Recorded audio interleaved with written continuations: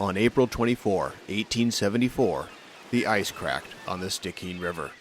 Powerful currents beneath the surface snapped ice into thick sheets, sending it crashing down the river. The long, cold winter was over. The breakup was here. But some prospectors didn't wait. Seized with gold rush fever, they trekked up while the Stickeen River was still frozen, some to jump claims, others to stake claims, and everyone to pickaxe into the frozen riverbanks. All along the west coast, people with nothing to lose, willing to bet it all on the unlikely chance of striking it rich, boarded steamships for Fort Wrangell, the gateway to the Stickeen River. They brought axes and shovels, hopes and dreams, horses and cattle, and enough supplies to last through the summer. In May 1874, the steamship California set course from Portland, Oregon to Fort Wrangell with 300 passengers. The Daily Colonist of Victoria, British Columbia, described it. Passengers were everywhere. Above deck, below deck, between decks, fore, aft, and in the cabins, on the cabins, and even in the rigging, were stalwart young men all bound for Cassiar to test the quality and richness of those diggins. The crowd on the wharf exchanged cheers with those on the steamer, and hearty wishes for success were uttered by all. Among them was a man named John Carr, with an advantage no one else had. He was about to become the Deputy Collector of Customs for the U.S. Treasury in Fort Wrangell. He would be the only government official for miles around. It was an awesome honor, but John Carr led a duplicitous life. He was, in truth, a henchman from Portland, Oregon's ring of political corruption. Men like John Carr twisted arms, paid bribes, intimidated, and undermined the political process. John Carr's life was a litany of criminal offenses, including a murder during the California Gold Rush, from which he fled and was never arrested. He was a lawless man banking on a lawless land. Alaska had no trial courts, no civil government or lawmen of any kind. At the time, the U.S. Army in the Northwest was far more concerned with fighting Modoc Indians in Oregon. Collector of Customs was a plum assignment. As a customs officer, John Carr would have powers beyond anyone else to inspect, collect, and confiscate on behalf of the United States Treasury. And if he ran into any trouble, he knew he could always count on his friends back home in Portland's criminal ring to help him out.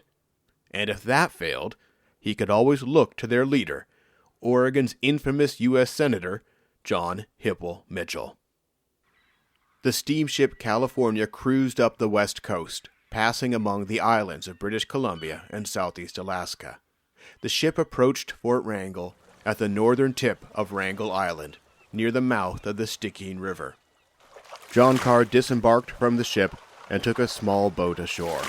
He saw a Tlingit village, Kachkanaok, wrapped inside a natural harbor to the south, complete with many longhouses, totem poles, and canoes. Along the north end of the harbor, he spied a hastily built shantytown called Fort Wrangell, where prospectors lived inside sheds and hovels, and sometimes inside tents barely able to fight back the wind and rain. In contrast, towering above the shantytown were 12 prominent, white-painted wooden buildings encircled by a tall fence. These were the buildings of the former Fort Wrangell, just a few years old. The fortress was big enough to house a detachment of soldiers, but was home to just one man, its owner, William King Lear, or, as he was known, King Lear. John Carr likely met King Lear soon after arriving in Fort Wrangell, if only to be shown where he'd be living and working. King Lear lent the new customs collector use of one of his buildings. It was designed to be the officers' quarters, a fine two-story building near the front of the fort, overlooking the water. A wraparound porch in front of the building meant John Carr could watch for ships coming in all directions. The use of the building was given to John Carr free of charge, a generous courtesy to the U.S. Treasury, on behalf of King Lear himself. But that didn't mean King Lear expected nothing in return. For King Lear, the Cassiar Gold Rush was the fulfillment of years of patient planning, waiting, and promoting. His investment in his buildings was about to pay off. People were finally coming to Fort Wrangell, and King Lear knew it was time to put his buildings to work.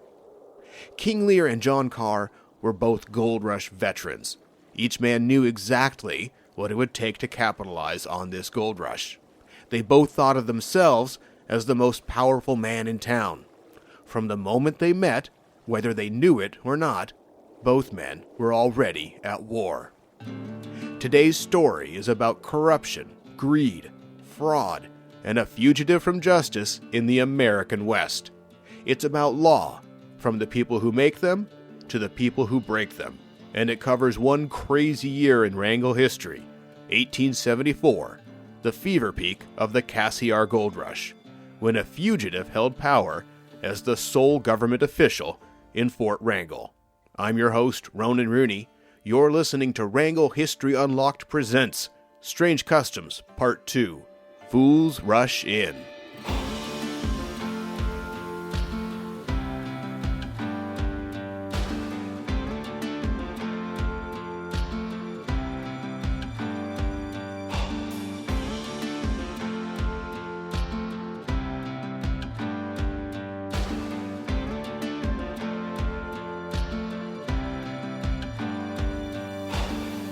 Chapter 5. Rise of the King. When he first showed up in 1868, they called him Captain Lear. But this was a title of honor. He was a veteran, and his army days were long behind him. He'd been a merchant on the Fraser River near the present-day city of Vancouver, British Columbia. After that played out, he went to Alaska to set up a trading post outside the walls of the newly constructed Fort Wrangell.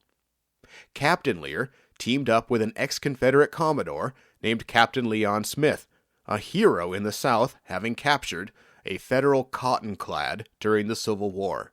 Together, Captain Smith and Lear ran a general store and a bowling alley. On Christmas Day, 1869, fighting broke out between the men in the army and the Tlingit village of Kachkanaok, following a day of heavy drinking hosted by the army. A Tlingit man bit off the finger of a white woman, for which he and his brother were shot and killed.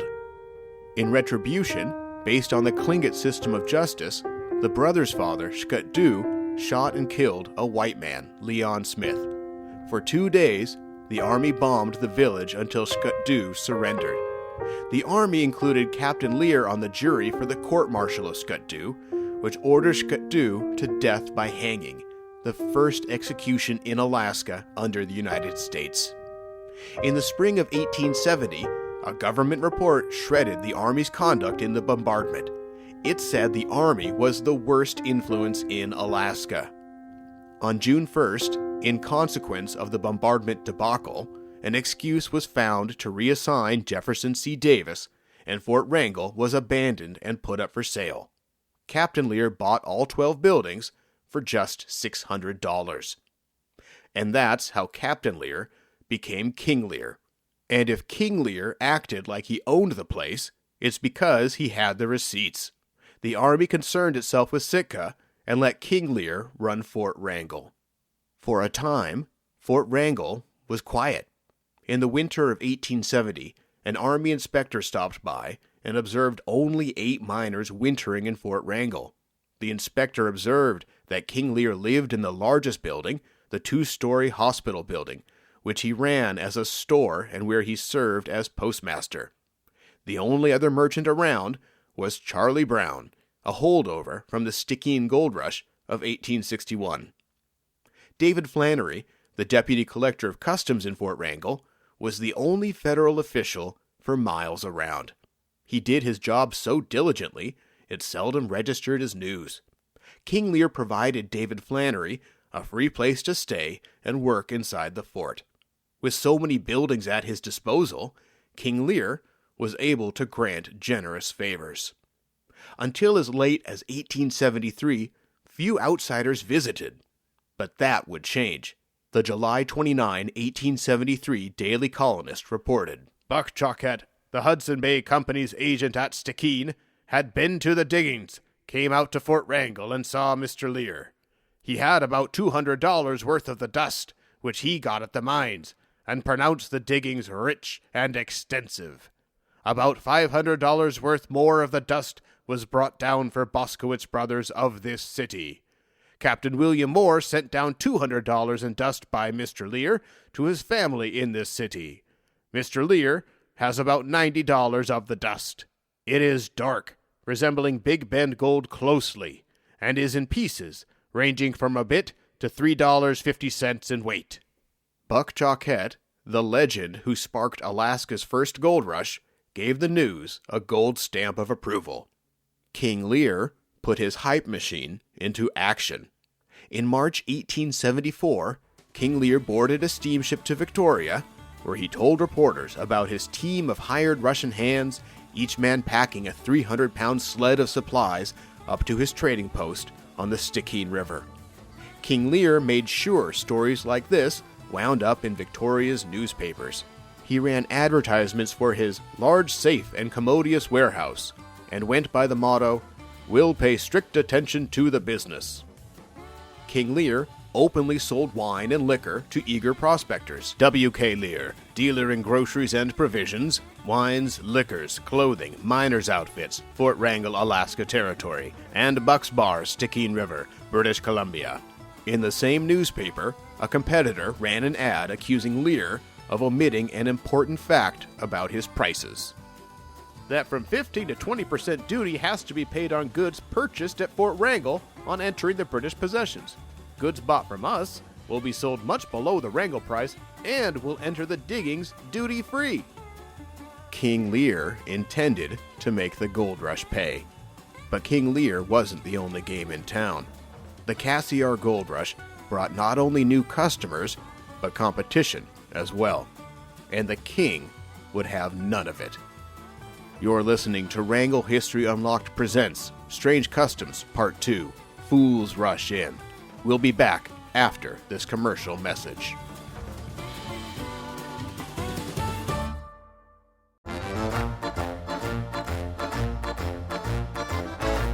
Ernest spricht, New Westminster, BC.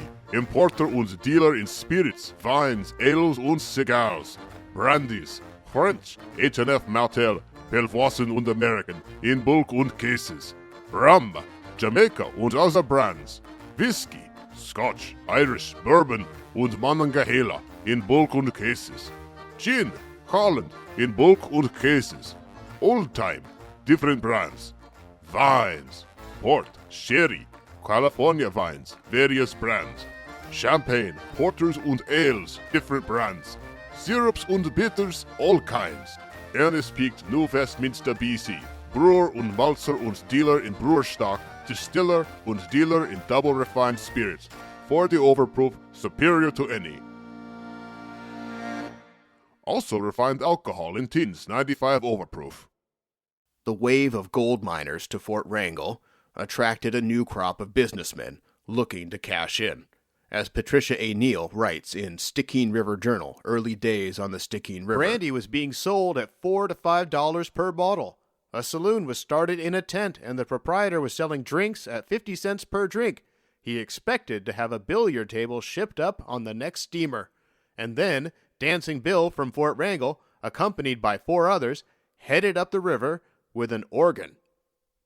King Lear put his foot down. Victoria's Daily Colonist wrote, "Many traders and merchants came here to open places of business, but were prevented by Lear, who claimed to own every foot of ground by purchase from the U.S. government. However, there were a few who defied the king's mandate. Messrs. Brown, Stevens, and Goldstein built themselves substantial houses and have been doing a good business all the season, which appears to have been a source of great annoyance to Mr. Lear, who left no stone unturned to drive all competitors from the island and complete his monopoly of trade." Among the new merchants numbered Samuel Goldstein and Henry Cutter, 2 men formerly of Sitka. While Goldstein had been implicated in smuggling, Henry Cutter had been caught manufacturing 22 gallons of homemade pure spirits. He was arrested, But Sitka's collector of customs noted the unintended consequences. Since this course had been adopted, the making of liquor in this town has been discontinued. But what is a great deal worse, parties now make it at points so far removed from here that I cannot reach them. Where Sitka was a game of cat and mouse with the army, Fort Wrangell was a safe distance away, making it a haven for criminal enterprise. Merchants Hugh Waters and John Curry from British Columbia ran a store together and always seemed to be found together. In 1870, Hugh Waters was implicated in a conspiracy to burn down a store for insurance fraud. Under cross-examination, it was alleged that Waters, quote, is a hard drinker and suffers from its effects. One man who seemed to have King Lear's consent to do business was German-born Ernest Picht, who ran a saloon inside King Lear's former hospital building. In 1871, the Puget Sound Argus reported Ernest Picht received seeds in the mail from Germany to grow sugar beets. Sugar beets aren't much to eat, but they produce ample sugars required to make molasses, which is used to make liquor. For King Lear, these merchants represented a threat to his authority and total control. When John Carr showed up, King Lear was suddenly no longer the only power player on the scene. But something was about to happen that would raise the stakes even higher for all of them. Far away in Washington, D.C., President Ulysses Grant signed a bill into law that finally gave the Army the authority to control the liquor trade in Alaska. The Army was ready to fight.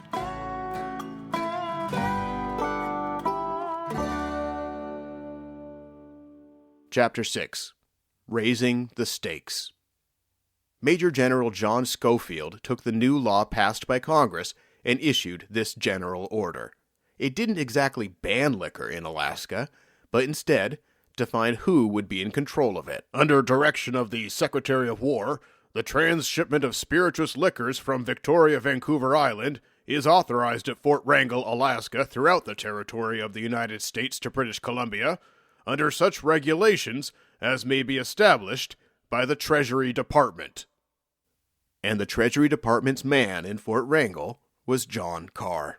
He'd gotten the job through his benefactor, Oregon's fresh new Senator John Hipple Mitchell. As historian David Wharton described the system, whereby political cronies landed powerful jobs. The post of Collector of Customs came under the heading of political patronage. The men chosen were ordinary men who had served their party and been rewarded. Some of the collectors appeared larger and shone more brightly than they would have elsewhere, because of the rough setting in which they were cast. In the frontier, the Collector of Customs often worked alone. In the earliest days of Alaska under the United States, the Collector of Customs represented a rare individual with actual government power. A history of the Customs Service from Syracuse University describes it. The reality is that with a small number of inspectors, thousands of miles of hard-to-protect borders, and unscrupulous entrepreneurs willing to fill almost any demand, the Customs Service has always been something of an underdog. These inherent conflicts and the vast profits to be realized from contraband have meant that the Customs Service has been required to wage an almost continuous battle against corruption. As historian Roland L. Delorme wrote, a pitifully small contingent of customs officers attempted to work with an equally inadequate territorial government to enforce federal laws and commercial regulations, and give Alaska at least some small measure of civil peace. The Collector of Customs could do little about smuggling activities because of the problems of weather and distance. Such difficulties made smuggling not only profitable, but relatively safe, for, as one collector complained, there was not a safer or larger field for smuggling than Alaska, there being over 1,000 miles of inland waters with 1,000 islands and coves, and no facilities were furnished by the department to stop it. The Cassiar Gold Rush brought men, which only made the problem worse. Robert Campbell, writing in Darkest Alaska, Fort Wrangell served as the entrepot for these gold rushes. The sex trade expanded to service the thousands of prospecting men who trooped north and through Fort Wrangell on their way up the Stickeen River into the interior. In addition to its casual and tolerated violence, the sex trade carried other devastating consequences for the native Alaskans. Victoria's Daily Colonist accused King Lear of being part of the problem of prostitution. It wrote, "If you wish to rent one of these buildings from Mr. Lear for the purpose of carrying on a legitimate business, he will charge an exorbitant price, reserving the right to kick you out at the end of the month, or raise your rent to the maximum if he finds your profits exceed your expenditure. On the contrary, if you make it known to him that the building is to be used for other purposes, he will rent it to you at a mere nominal figure. There is not a building in Wrangell today owned by Mr. Lear that cannot be rented for the purpose of keeping a brothel in preference to a legitimate business." The U.S. Army was well aware of these issues and thought it had a responsible partner in John Carr. It would be a long time before they figured out how wrong they were. Meanwhile, back in Portland, things started heating up. John Carr's appointment came in the crosshairs of one of John Hipple Mitchell's political enemies, ex-governor A.C. Gibbs. To a packed audience, Gibbs tore into John Carr, John Hipple Mitchell, and the corrupt ring. "Lastly, I notice the appointment of a man as deputy collector in Alaska who has been for a number of years one of the wire workers and corruptionists for the leader of the ring in this city. He now goes by the name of J.A. Carr. I am informed by a gentleman in this city that his real name is Mick Molson, that some of the time he has gone by the name of J.A. Lyons, that he killed a man by the name of Fernandez at or near Orville, California, that he fled to Idaho, and from Idaho came here, a fugitive from justice.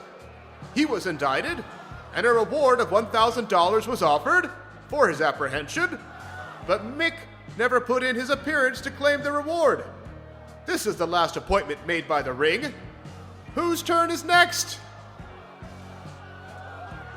For the first time, John Carr was exposed. He was 1,000 miles away in Alaska, but now the public knew his crimes. Incredibly, Gibbs's speech failed to draw blood. John Carr and John Hipple Mitchell continued in their offices unhindered. In fact, John Hipple Mitchell had reason to celebrate. A committee of his fellow United States senators cleared him of all wrongdoing. The Salt Lake Tribune wrote, "Morton, in presenting the report of the Elections Committee in the case of Senator Mitchell, said it afforded him great pleasure to state that the committee were unanimous in the opinion that the charges contained nothing against Mitchell requiring the action of the Senate." His seat was safe. As John Hipple Mitchell settled into the Senate, John Carr settled in at Fort Wrangell. It was time for both of them to get to work.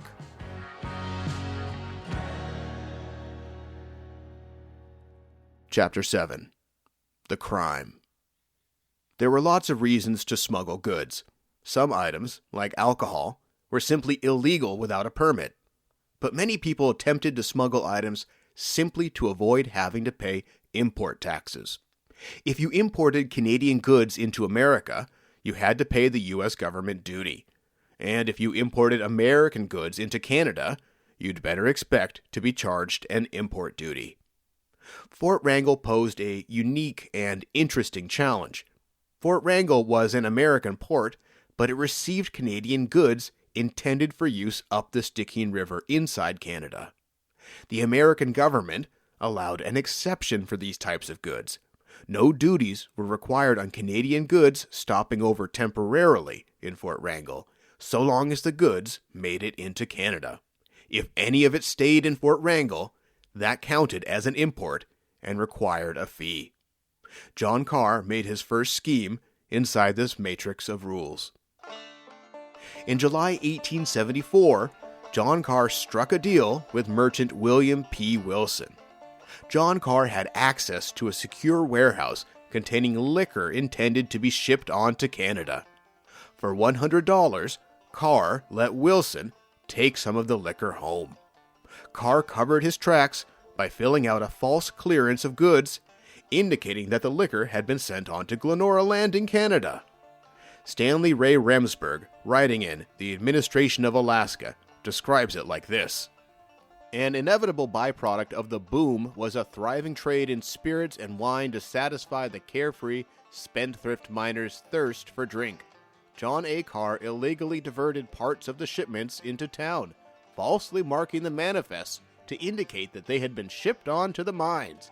He also allowed his friends to bring up their own orders under fake manifests, marking them for transshipment to British soil. Then, for a price, he would release them for local use and falsify his records to show them as also having been sent upriver. John Carr was willfully violating Indian country law, customs law, and public corruption laws. He would reportedly even confiscate liquor in his legal capacity as collector, then turn around and sell it to someone else. While Fort Wrangell's other merchants relied on homegrown distillers to make liquor, John Carr could simply ship up quality product from Portland. Liquor is difficult to manufacture, and when done wrong, it can be deadly. John Carr changed the dynamics of the illicit trade in liquor in Fort Wrangell. Suddenly, quality contraband was available for a price. The Daily Colonist summarized King Lear's reaction. "Lear owns nearly all of Wrangell, and Carr seems to be making war on all that is Lear's." Both Lear and Carr banked on profiting off this gold rush, but they were stepping on each other's toes. To the people in Fort Wrangell, John Carr was a new authority with a permissive attitude towards vice. Lear represented an old authority, jealously guarding his power. According to the Colonist, "The facts are these. There was a proposition between the king and the collector to divide the territory of the U.S. between them. One to be king, monarch of all he surveys, the other to be judge advocate, provost marshal, and lord high admiral of the island of Wrangell and its dependencies, etc. But, in allotting off the portion that each should have for his share, it turned out unfortunately that king wanted a double dividing line down the S, securing 2/3 for himself." From his second-story deck, King Lear could gaze out at all that he owned, all while keeping a jealous eye on John Carr. John Carr's next scheme was so grand and brazen that it is shocking it even happened, and yet multiple reports back it up.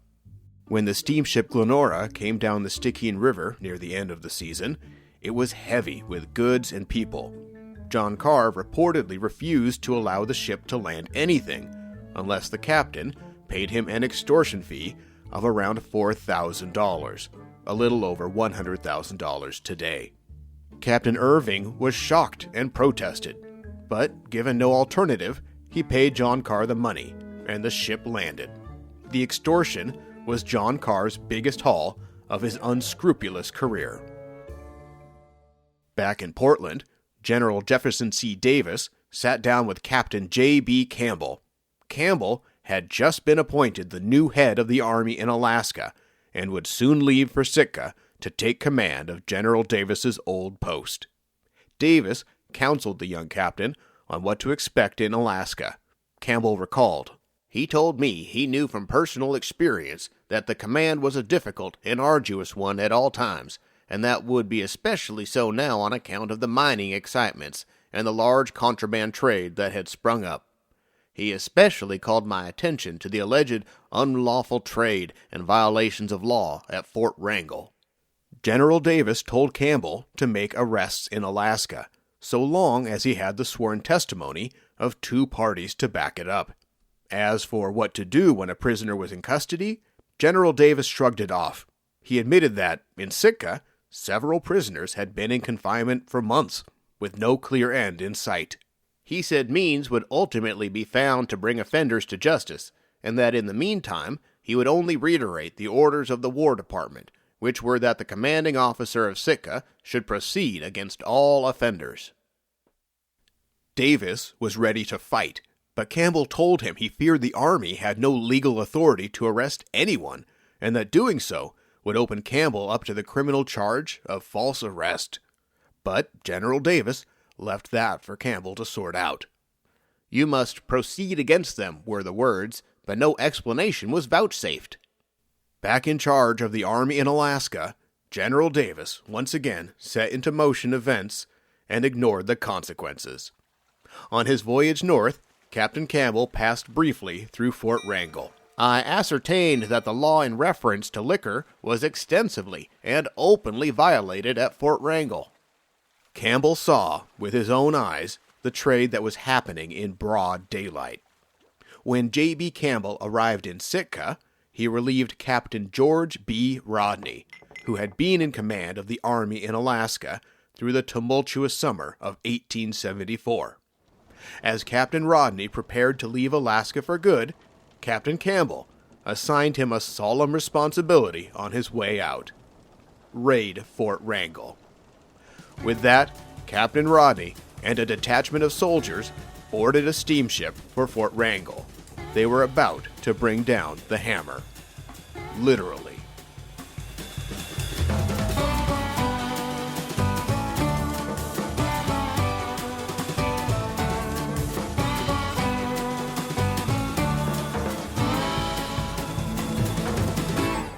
The Daily Colonist described Rodney's raid. Wrangell, 5 p.m., August 19. Steamer California just arrived from Sitka.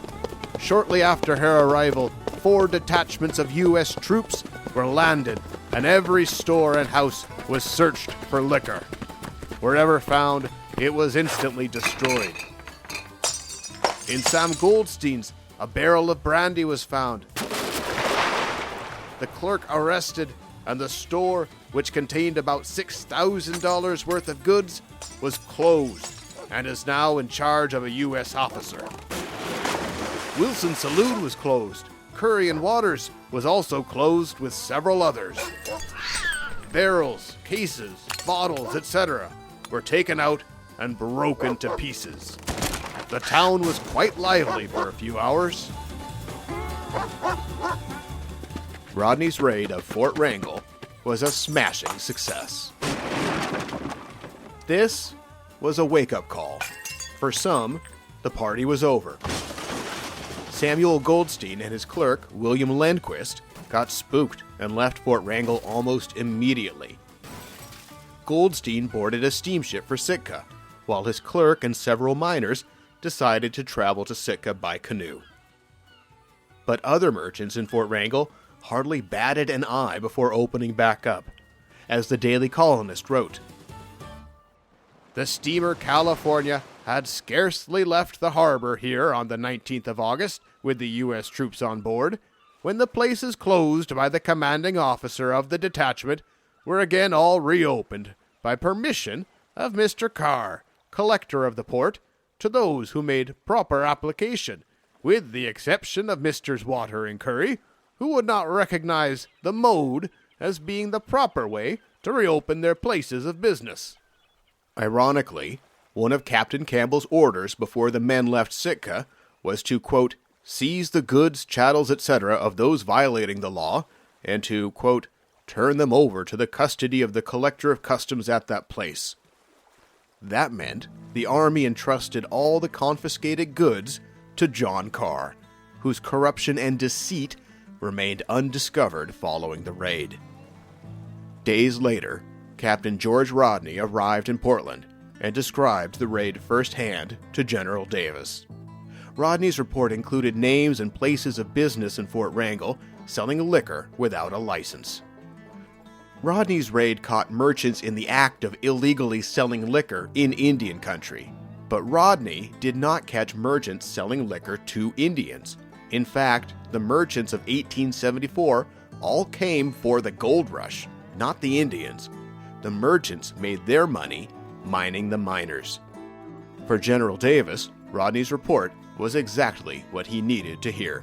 He couldn't delay, for fall was approaching, and with it the hordes of gold miners coming down the Stickeen River before it froze up. Fort Wrangell's population would quickly swell, then dissipate, as gold miners boarded steamships south for the winter. On August 31st, 1874, General Davis wrote to Captain Campbell in Sitka, ordering him to arrest the merchants named in Rodney's report. Davis specifically ordered Campbell to, quote, cooperate with the Deputy Collector of Internal Revenue in breaking up the illicit traffic in liquors. The army still hadn't caught on to John Carr's tricks. Among the merchants named selling liquor, one was noticeably missing: King Lear. The Daily Colonist observed, "It is very well known that Mr. Lear has been doing a thriving business all the season in the liquor traffic, but on this very particular day, not a drop was to be found in his stores. The king's premises, however, were not desecrated by the presence of Uncle Sam's boys in blue. The word of His Majesty was accepted for that." King Lear may have avoided trouble by conveniently being out of town at the time. He was up the Stickeen River in Glenora Landing, BC, in court. The Daily Colonist reported, "Justice's Court preferred a charge against W.K. Lear for removing certain goods liable to duty from the steamer Hope at Glenora Landing on morning of June the 14th, to which charge Lear pleaded guilty and was fined $10 and $10 costs. The next was Same versus W.K. Lear for attempting to pass a quantity of pickles by false declaration through the custom house. Dismissed." Lear and his pickles got away unscathed. The merchants who reopened in Fort Wrangell after Rodney's raid may have thought the Army's raid was a one-time thing. After all, no one was arrested, and the season was coming to an end. But Rodney's raid was just the beginning.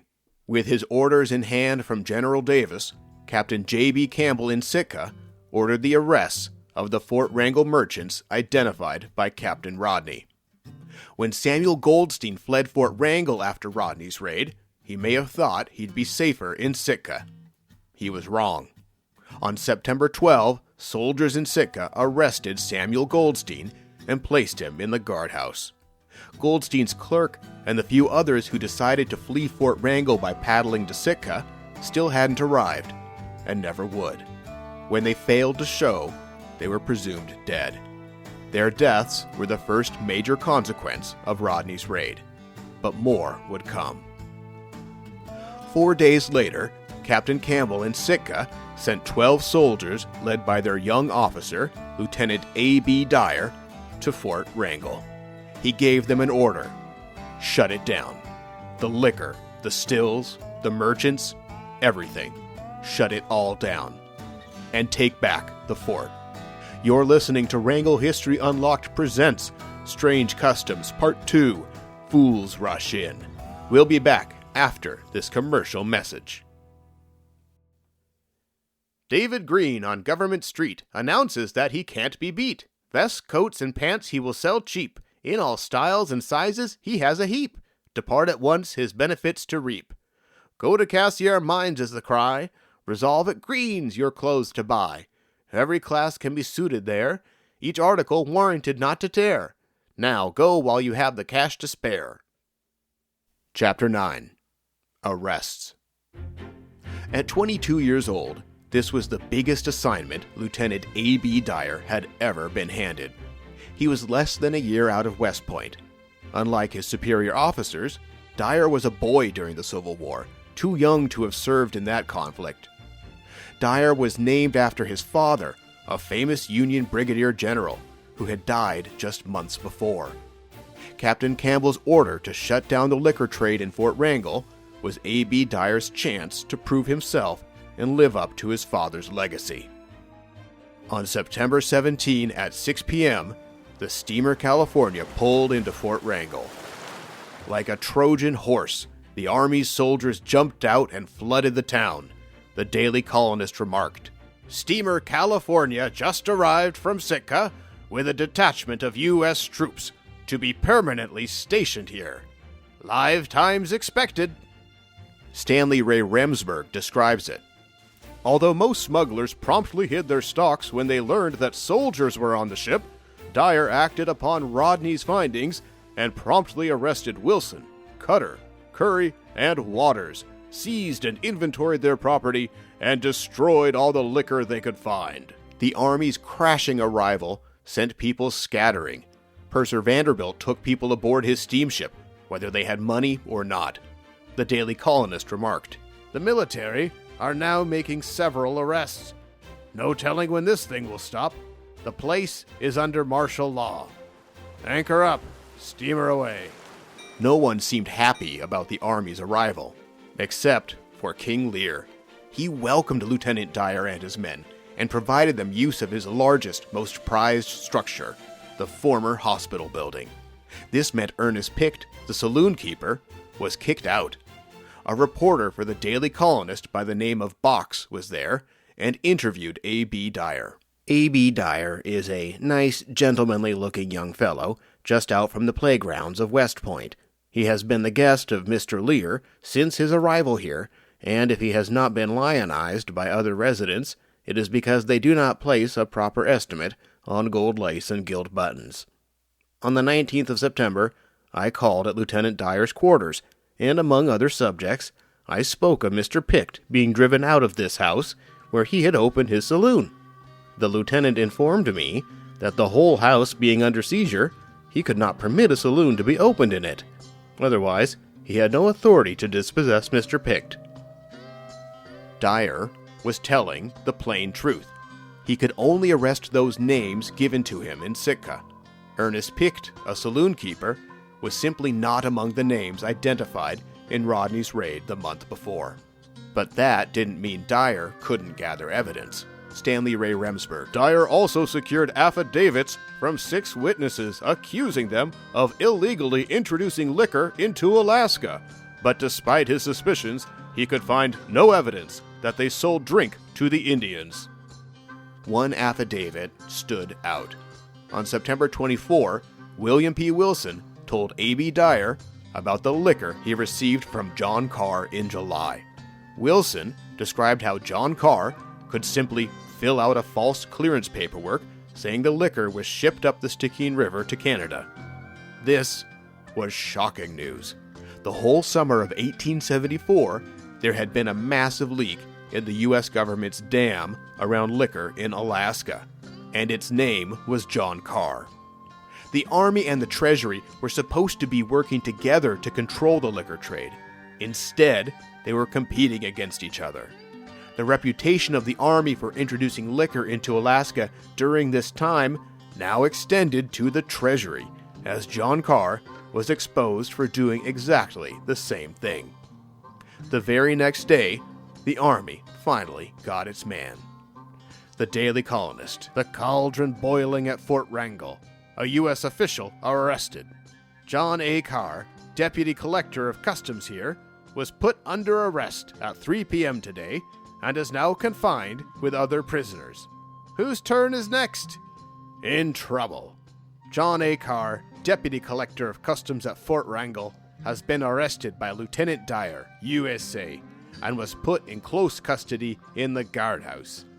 He is charged with having taken $4,000 for Captain Irving for some violation of the revenue law, and keeping the money himself instead of paying it over to the government, and also with having sold liquor which he had, in his official capacity, seized from parties who had taken it for sale contrary to the law. As Captain J.B. Campbell recalled, "My lieutenant at Wrangell had detected the collector of customs of that place not only in the violation of the non-intercourse Indian laws, but in smuggling of foreign liquor into the territory.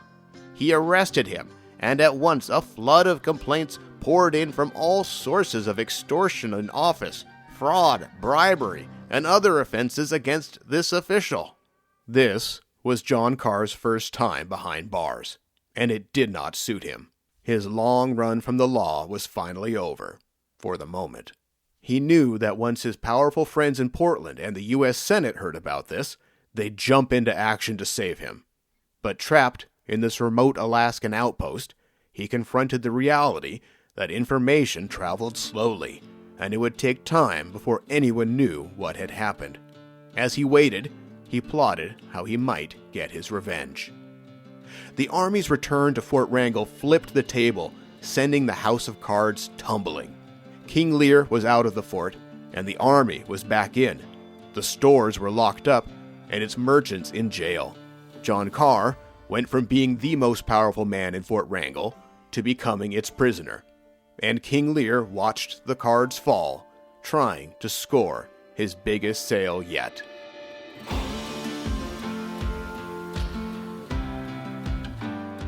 Next time on Strange Customs, Part 3, with Justice for All.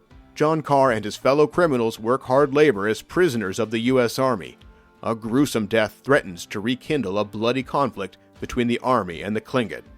Oregon Senator John Hipple Mitchell tries to shut down the Army's case against John Carr by taking the issue all the way to the floor of the U.S. Senate. And Judge Matthew Deedy reminds the Army that they might have their man, but he has the final say. Learn more and read a transcript at wranglehistoryunlocked.com/strange customs. Email us at wranglepod@gmail.com. Music and sound effects by epidemicsound.com.